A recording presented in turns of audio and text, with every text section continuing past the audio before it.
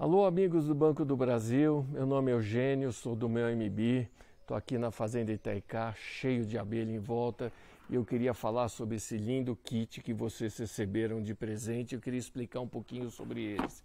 Em primeiro lugar, talvez vocês não saibam, o mel que a gente consome, esse mel que a gente compra no supermercado, é um mel de uma abelha exótica que foi introduzida no Brasil, não é brasileira, é uma mistura de abelha africana com abelha europeia e que a gente chama de africanizada.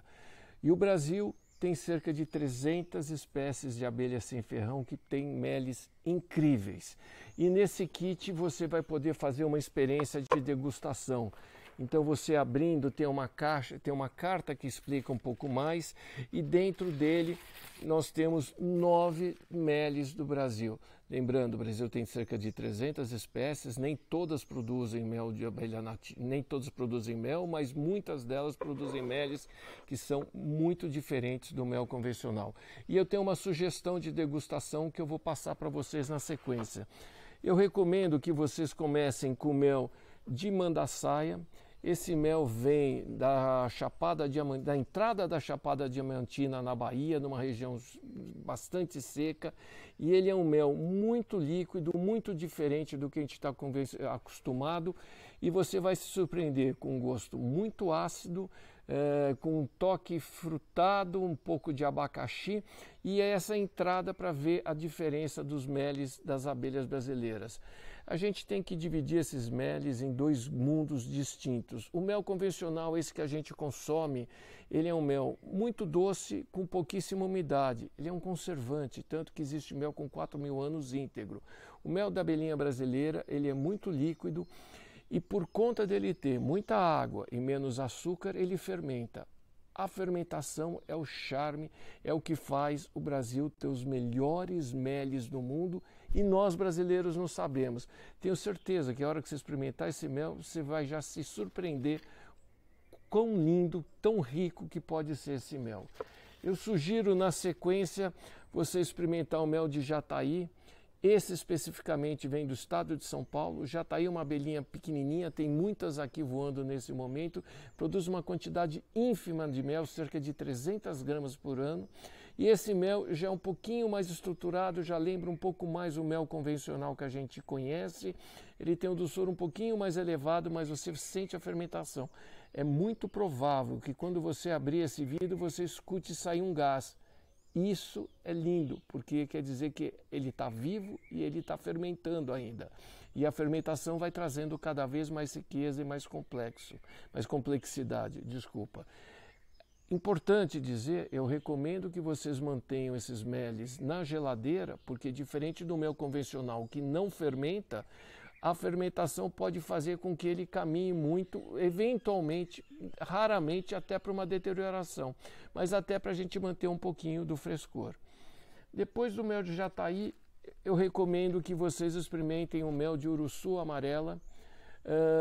Esse mel de Uruçu, dependendo da época do ano, vem da Bahia, outras épocas vem do Espírito Santo. Esse lote que vocês estão recebendo vem do Espírito Santo, de um projeto incrível, de uma aldeia indígena chamada Tupiguá, onde foi feito um trabalho social nessa aldeia, e os índios passaram a produzir mel de abelha nativa para revenda, para melhorar o sustento deles.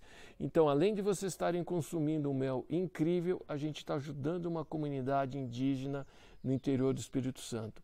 A grande característica desse mel do Uruçu amarela é que ele gosta de álcool. Então, esse é o mel que eu recomendo muito para brindes, quando o Jataí, o anterior, é o mel que tem o maior nível, é o que tem a maior cobertura de harmonizações, é um mel que vai muito legal para praticamente todos os preparos. E quando falo todos os preparos, pessoal, lembre, mel não é só para café da manhã, mel não é um adoçante, o mel vai em todas as etapas de uma refeição. Ele vai no café da manhã, mas ele vai na carne, ele vai no peixe, ele vai na batidinha, ele vai na caipirinha, ele vai para finalizar os doces, enfim, é um mundo muito amplo. Aí de São Paulo, nós vamos dar uma voltinha pelo Brasil, isso é muito bacana. O Brasil é o país mais diverso do mundo. Se o país é o mais diverso, que tem o maior número de ambientes, de biomas do mundo, consequentemente, a gente vai ter maior número de meles diferentes, de diversidade. E esse é mais um motivo do Brasil ter os melhores meles do mundo. O próximo mel é o mel de Borá. Nós estamos no Cerrado, em Goiás, e aí é um mel que você pode até estranhar, porque é um mel que o consumidor que não está ligado à alta gastronomia acha estranho, porque ele tem um lácteo forte e você sente até uma casca de queijo ou um rançoso. Mas isso faz com que ele seja o mais querido de todos os chefes. Grande parte desses restaurantes estrelados Michelin usam esse mel. Os chefes são apaixonados por ele porque ele adora proteína. Ele vai muito bem no preparo dos pratos salgados e outros assim. A gente está subindo em complexidade e a gente está subindo principalmente em acidez. Podem ver que a acidez está sempre presente nesses meles. Então agora eu vou recomendar vocês experimentarem o mel de Guaraipo. Nós estamos indo agora para o Rio Grande do Sul. Nós estamos numa região fria e úmida. Essa é uma abelha que gosta de frio e umidade. E frio e umidade quer dizer mais acidez, fazendo uma ligação aí com os vinhos da Alemanha, aqueles Riesling da Alemanha, onde o verão não esquentou o suficiente para amadurecer a uva. Então, quando você colhe, a uva ainda tem açúcar residual, mas a acidez está muito presente. Esse mel, então, você vai sentir um equilíbrio de acidez com doçor no final, no retrogosto, e esse equilíbrio de acidez e doçor fazem com que esse seja um mel incrível, dos mais bacanas que a gente tem. Você vai ter uma experiência que você nem poderia imaginar que o mel poderia ser assim. Bom, temos ainda mais 4, né? Vamos lá. Nós vamos mudar de estilo. A gente estava nos meles muito cítricos e nós vamos agora para o mundo dos meles florais. A gente estava nos meles mais ácidos, nós vamos diminuir uma acidez e agora a gente vai principalmente para os meles da confeitaria. Então o primeiro mel que eu recomendo nessa sequência dos meles mais doces é o Jandaíra. Jandaíra é uma cidade do Rio Grande do Norte e ela tem esse nome porque a abelha Jandaíra é de lá, é muito presente. E olha que loucura, a gente não conhece, nunca ouviu falar em abelha Jandaíra, é uma das coisas mais incríveis brasileiras. Você vai sentir que isso aqui é uma calda pronta, talvez você vá sentir uma calda de pera, mas enfim, é um produto prontinho para você finalizar um prato. Ele é incrível e nós estamos vendo a diversidade dos meles brasileiros. Eu gosto de pensar que com os meles, a gente consegue passear pelo Brasil.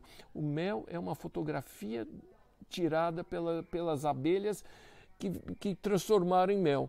Então, se você sair tirando fotografia desse Brasilzão todo, você vai tirar uma foto diferente da Amazônia, do Pantanal, do Cerrado, do Agreste Nordestino, da Mata Atlântica de São Paulo. E isso no mel é a mesma coisa. Cada lugar você vai ter a característica daquele local através desse vidrinho. E por isso que a gente denomina mel é um produto de terroir. Mel não é da florada de laranjeira, não é da florada de açapeixe. O mel é daquele local e carrega todas as características daquele local e daí vem a gente usar o termo terroir. Claro, grande parte dessas 300 abelhas brasileiras são da Amazônia, né? Então agora nós vamos experimentar Jupara ou Jupará, os dois nomes são certos.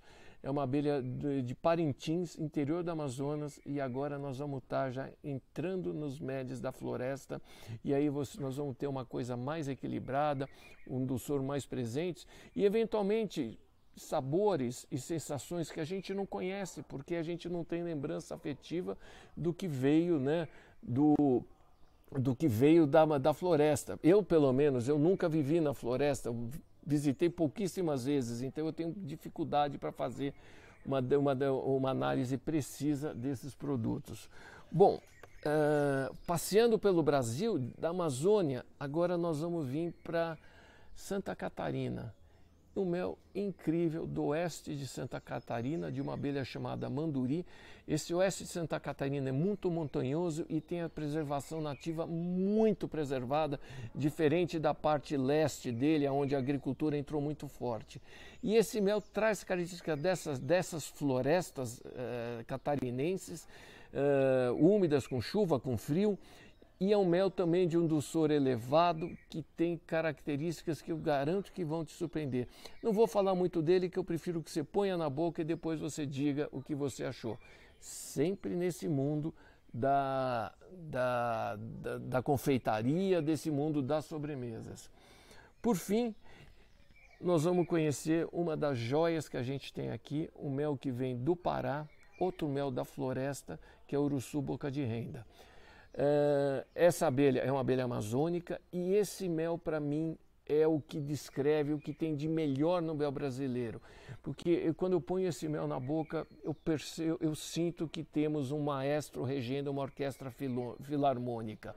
Então nós temos tudo presente. Nós temos a acidez equilibrada, nós temos dulçor equilibrada, nós temos o floral, nós temos o cítrico, nós temos a fermentação, tudo num único potinho.